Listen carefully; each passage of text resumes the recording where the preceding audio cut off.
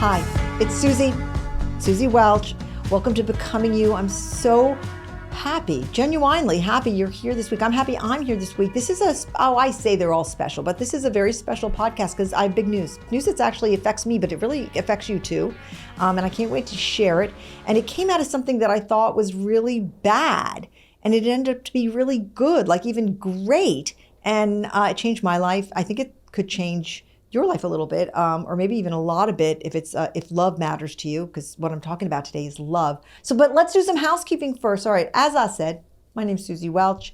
I'm a professor of management practice at the NYU Stern School of Business. I'm the director of the Initiative on Purpose and Flourishing, very fancy. And I wrote a book called Becoming You, based on a class I teach at NYU about how to figure out the answer to the question, what should I do with my life? Tell me, mama, what should I do with my life? And that's what the Becoming You methodology is all about. Through it, we collect 3 big data sets. What are your values? What are your aptitudes? What are your economically viable interests? And we put it all together in a blender, and we find out what comes out. And we do find out what comes out, which is your purpose. And it's really good to live with your purpose. We don't always get to do it. Life is complicated. There's sort of 3 ways that we tend to live. I call them the 3 Ds. The first is default. We just kind of live by reaction. That is just exhausting. But I've done it. I've decades where I did it when I had kids, where you just live reactively and you do the best you can. And then the second D is deliberation, where you start to throw some intentionality at your life and you kind of try to straighten things out. And the third D is living by design, which is like when you're fully expressing your values and your aptitudes and your interests and you're living and you're the person you want to be. It's like self-actualization plus.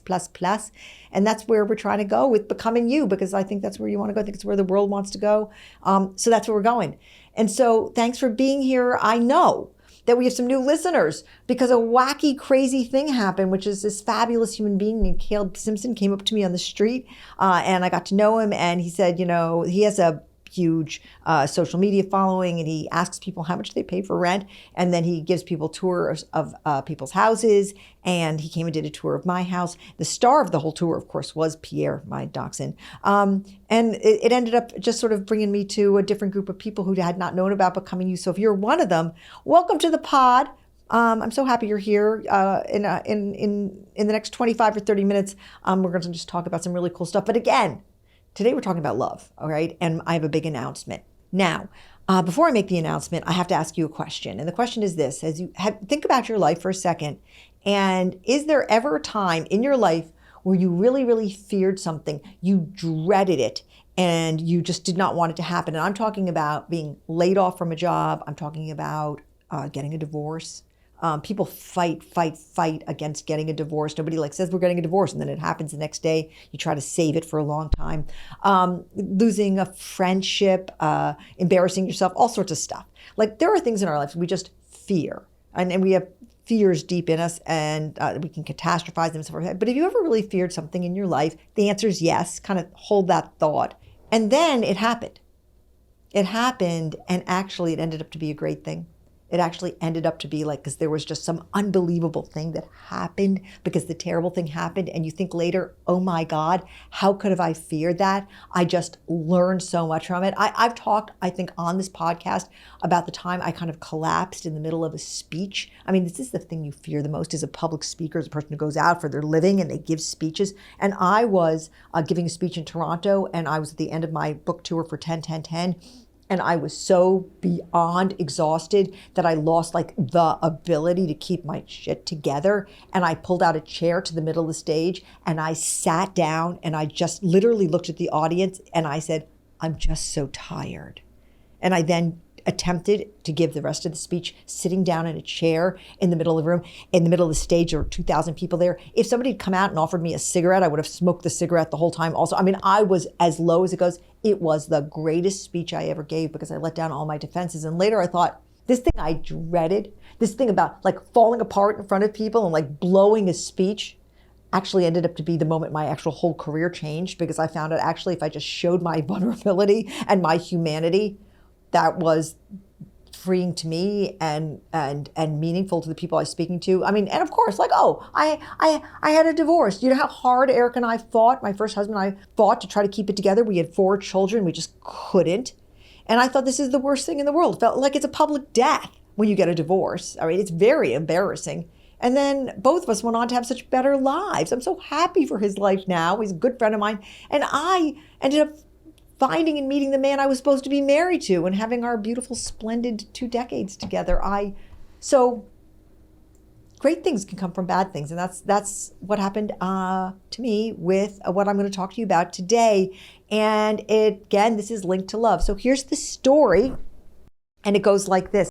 Becoming You posits that your purpose lies at the intersection of 3 data sets: your values, your aptitudes, and your economically viable interests. And your values are really important. And when we do Becoming You, they are the foundation. We do 7 exercises when I teach it publicly and when I teach it actually at NYU and when I write it up in the book, we do all these exercises to get at your values. But the queen of the exercises, the most important one, is this test called the Values Bridge. A lot of people don't understand what values are. That's perfectly natural. They don't teach it in school. They should, but they don't. Values are not virtues. Values are our deeply held motivations, our desires, our wants, our needs. Now listen, it's important to understand that values are not things that we just pluck out of the air, okay? That we actually have. There are things called value systems. And to get a little nerdy on you, social scientists think a lot about values, and there's a couple of different values inventories, and some of them say there's 19 values, others say there's 12 values. Well, a few years ago, I actually, as part of my research, developed my own set of values, a values inventory based on a lot of research, empirical and theoretical research. Sorry, I'm being a real nerd at the moment. And I developed what's called the Welch Bristol Values Inventory. And the whole Becoming You methodology has as one of its foundational pillars, if you will, the Welch Bristol Values Inventory. And I did so much research on it as part of what my PhD was about. I studied it. And basically, when I put it all together and I sorted and I tested and I revisited and tested again, I determined that there were 15 values. And these values drive where we work, why we work, how we work, where we play, who we marry, where we go on vacation. I mean, the values drive all of our decisions and our behaviors. Now, you can have a value and repress it, or you can have a value and express it. That's a topic that's for another podcast. But look, 15 values. That's what there were. That's what I said. And I remember as my book went to press with the 15 values, I remember when I put the last period at the end of my dissertation, I thought to myself, good God, I hope there's just 15 values. Why did I say that? Why did I say it? Because every single values inventory that's ever been created by a social scientist has been revised. Because you take your values inventory and you put it out into the world, and then people test it and they push back. And there's one famous values inventory that started with 12 and then went to 19 values. But look, when you have a popular book published that says there's 15 values and you teach a class that says there's 15 values, I just thought, good God, I hope I'm right, because I'm going out on a limb saying there's 15 values. Now, in this values inventory, of course, I accounted for the value of love, what we generally call love. And I thought I took care of talking about love with 2 of the values in the values inventory. The first is what we call family centrism, which is the desire, the need, the want, the motivation to have family as the organizing principle of your life. Love for family is a really big thing. It's a value. It will drive where you work. It will drive where you would go on vacation, how you spend your time. That makes it a value. And then there's another value that captures love. We call it belonging. And that's belonging is the desire and the need and the want to have a community either people like you or friends. One time I had a student, he had belonging as his number 1 value. And I said, really, are your friends that important to you? And he said, I'm going to 16 weddings this year. I said, okay, your friends are very important to you. And like 12 of them were like destination weddings. And by the way, as an aside, who really likes going to destination weddings? That will be a topic for yet another podcast. All right, so listen, I thought that I had captured love with family centrism and belonging. And off Values Bridge went into the world. And beta tested it for a year. And while I was out there in beta testing and people were giving me a lot of feedback on it, I occasionally would get a question like, I really, really want to get married. I'm in a period of my life where that is driving all of my decisions and actions about where I live and how I work. And I really want to get married. Where is that captured in my Values Bridge results? And then I remember one time a student came to office hours and she was very distraught and she had her Values Bridge results in front of her. And she had a question for me. And she said, look, Professor Welch, I don't care about my career. I'm here at business school and I've discovered that. And to tell you the honest truth, I know I don't want children. There's nothing about children that interests me. I want one thing, and I want to be a wife. And that's like very countercultural for me to say. And I don't see where that's showing up on my values. And we looked at her values together. And in fact, she had family centrism as her number one value, which was odd because she did not want children and she was not particularly close to her parents. But she had this authenticity gap of 100%, which meant something was missing. There wasn't enough of it. And she said, like, I just want to find my person. And I think about it all the time. And I thought, we're not capturing this. And so that was kind of the final to last straw. And then what happened was a few months ago, we were in the middle of certifying life coaches and therapists in the Becoming You methodology. They come to NYU, they go through a 6-month program, and they are certified to teach Becoming You to their clients and patients. I love this, by the way. Makes me very happy. If any of the coaches and therapists are listening, hi. Anyway, all of these people happen to be incredibly smart practitioners, and I respect them all a lot. And we were doing a deep dive into the theoretical foundations of the values bridge, and I was walking them through my algorithm, and we were talking about what happens in different scenarios. And it was deep, deep work with people who are teaching this alongside me all around the world. And at the break, one of the smartest people in the room, and that's saying a lot because this is an incredibly smart room, she came up to me and she said, I think she called me Dr. Welch, but typically they call me Suzy, but she was quite firm. And she said, Dr. Welch, I think that you are not accounting for romantic love with the values bridge. And this caused me, I gasped, and I said, I think you might be right. The time had come. What I had dreaded and feared with every fiber of my being, which was that the values bridge that I'd put out into the world was not absolutely 100% perfect and correct, that I was going to be the first person who had a perfect construct out there. And I've talked before that I'm an achiever on my Enneagram type, and that is that you really want to be perfect at all times. I'm a little achiever girl in every possible way. But I didn't deny, okay, to my credit, yay, Suzy. And I said to her, I think you might be right. And I felt sick. I remember actually a good friend was in the room, a person who works with me, and she said later she thought I'd gotten a text that one of my dogs had an ear infection, because like the look on my face, I was like, oh no. And I was looking down and I was just sick.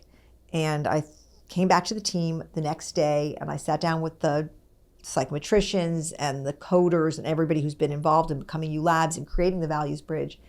And I said, I am afraid we have another value.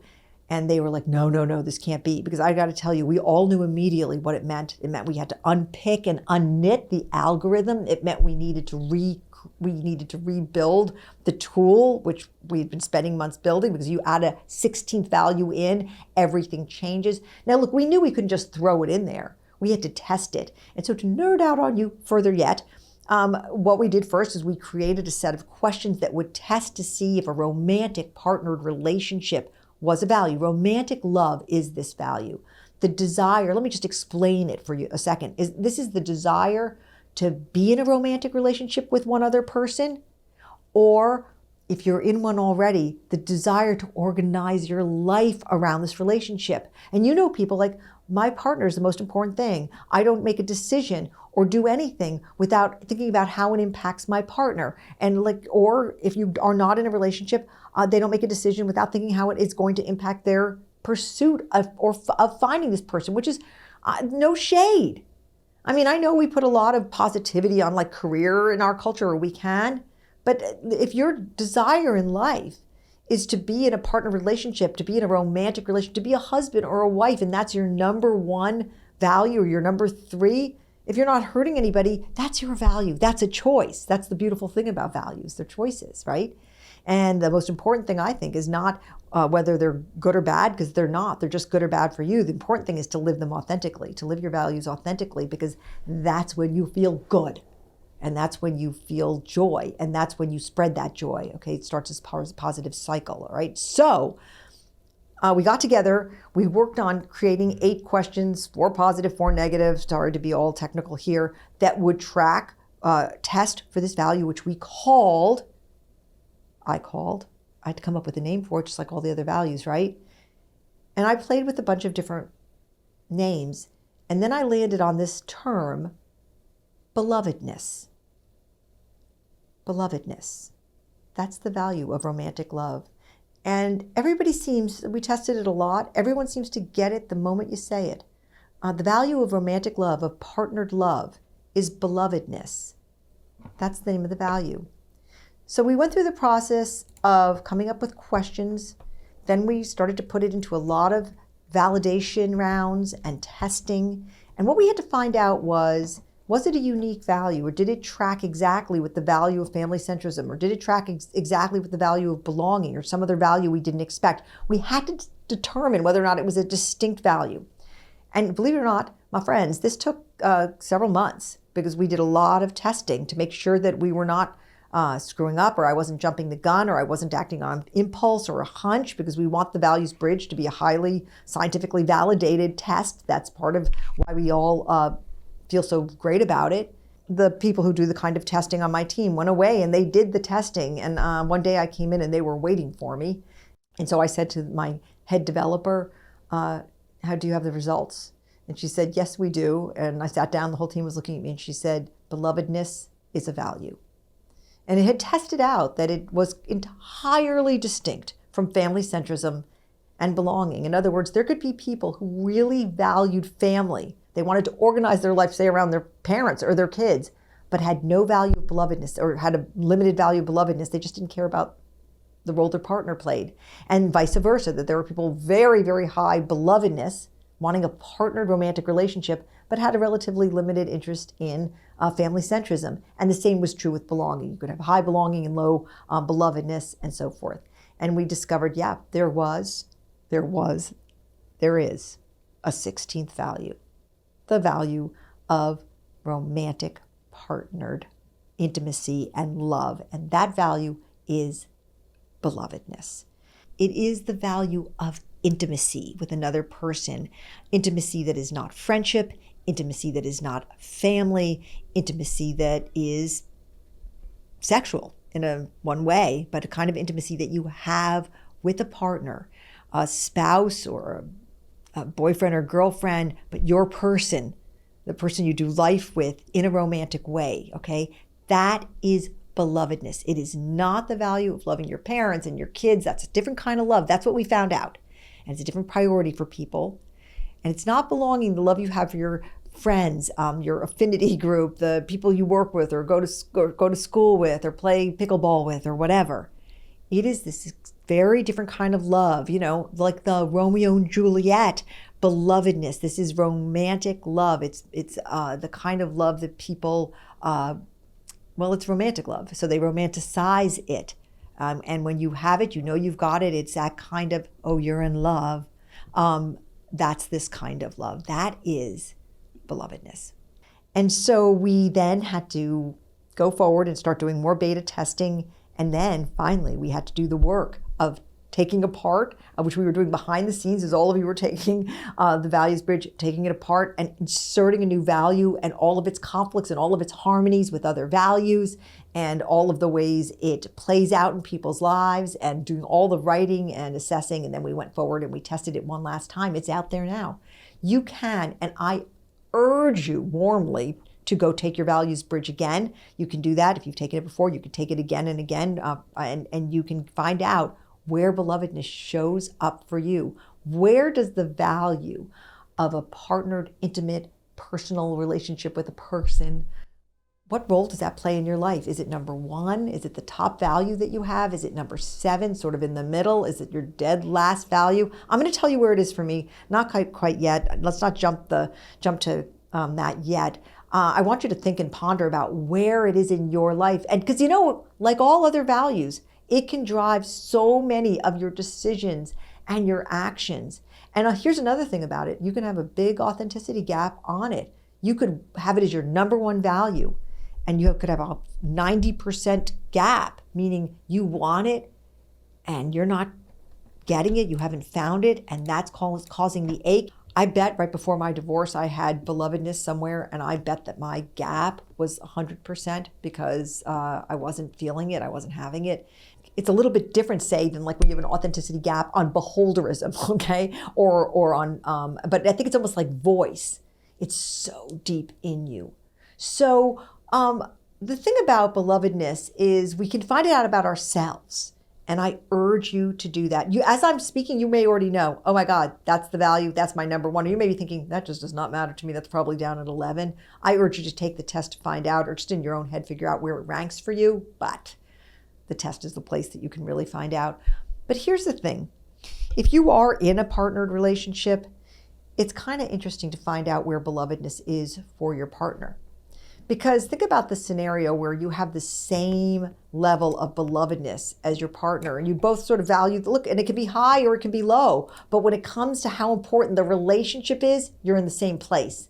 And I would highly recommend that.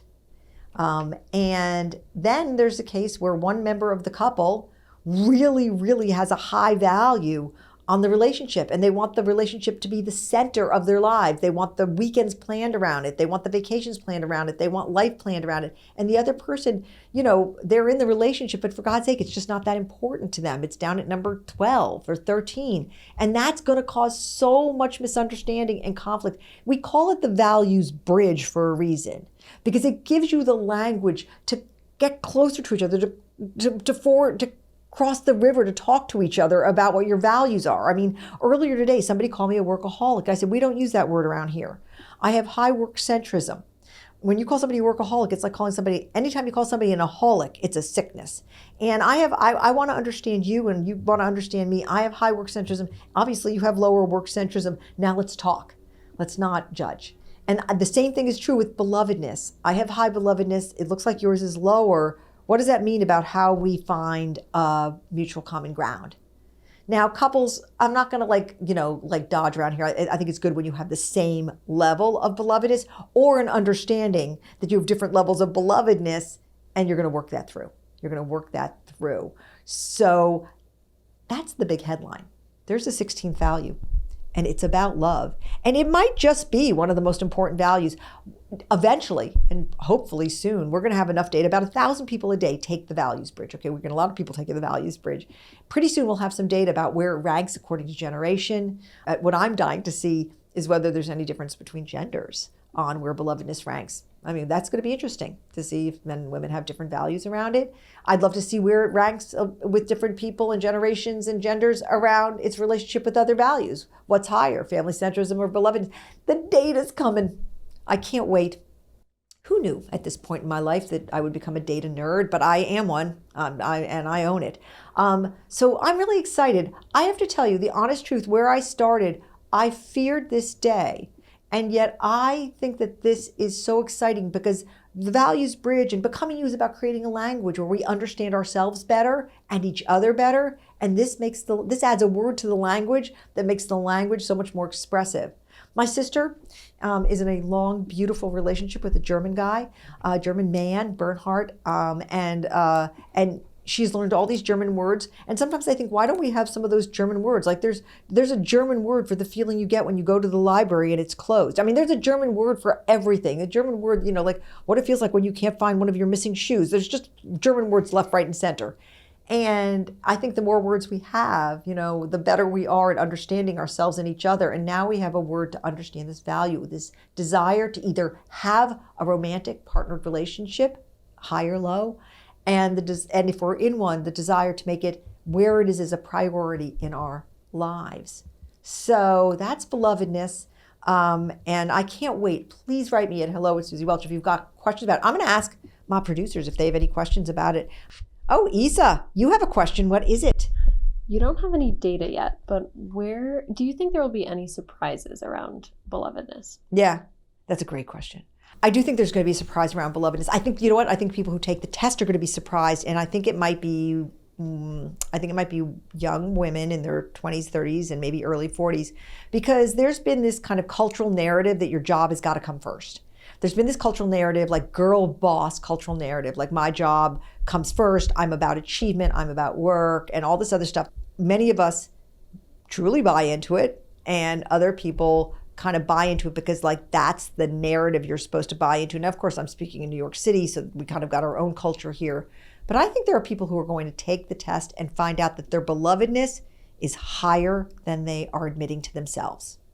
I think, I don't know what the data is going to be, but if I had to guess, I think that some people, both men and women, are going to take the test. Belovedness is going to show up a lot higher than they've been telling themselves and other people. That's my guess.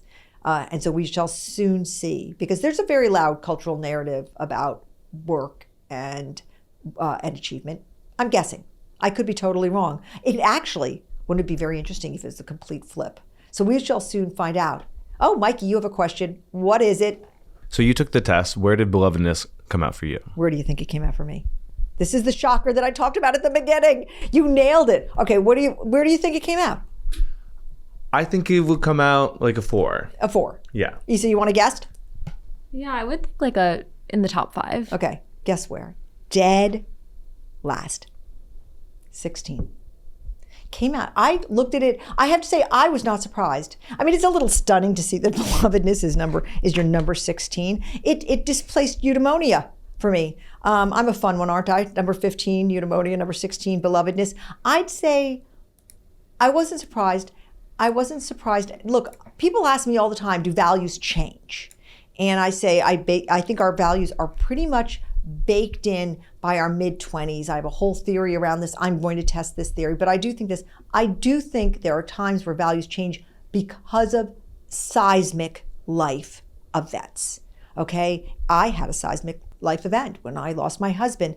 I believe when Jack was living, belovedness was probably 1, 2, or 3 for me, and probably for him as well. Our marriage was the center of our lives. We liked each other very much. And we did make every decision based on each other. We were both determined that our marriage was going to last. We both had divorces, and we were like, absolutely going to make this one work. We loved each other, and we knew marriage was work, and we just put it first all the time. And so I'm sure for both of us, it would have been in the top 3.